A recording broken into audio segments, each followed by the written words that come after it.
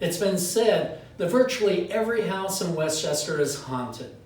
And the Lincoln Building on West Market Street in downtown Westchester is certainly no exception. There is something we know about the ghost that does not apply to any place else, and that is that we know the name of the ghost. It's John Tully, and he was a very unfortunate person. The year was 1788, and John Tully was an itinerant that roamed the streets of Westchester looking for odd jobs. And one day he was arrested for horse stealing.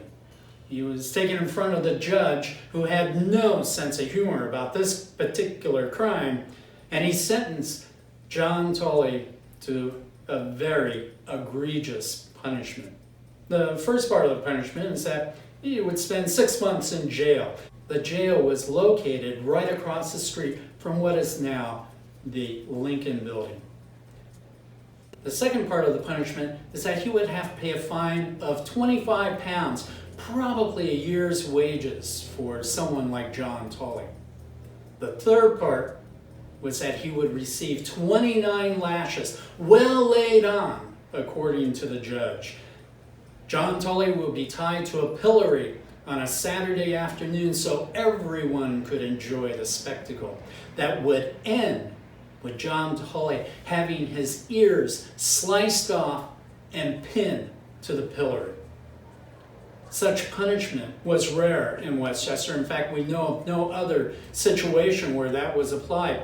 And certainly after the American Constitution, which forbids cruel and unusual punishments, came into play.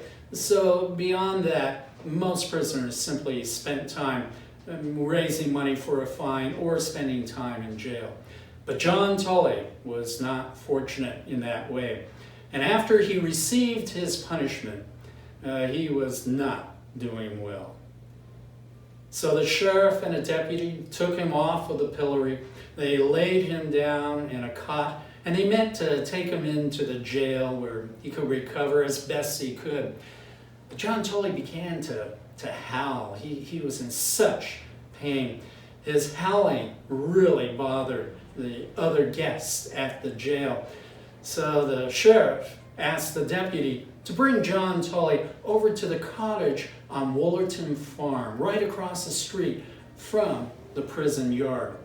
That is where the current Lincoln Building is located. The deputy did what he was told. He took John Tully into the cottage. John Tully could not even get out of his little cot, but they could hear him screaming and howling the entire night. And then curiously, his howling turned into laughter.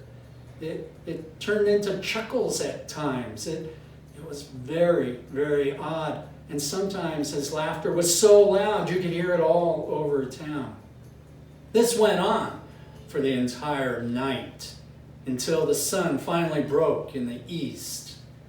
And as soon as the sunlight hit Market Street, the howling and laughter from John Tully ceased. Well, this bothered the sheriff even a little bit more, and he sent the deputy over to see what was going on with John Tully.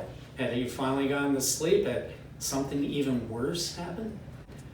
So the deputy went across the street, went into the cottage, and he noticed that John Tully was not moving.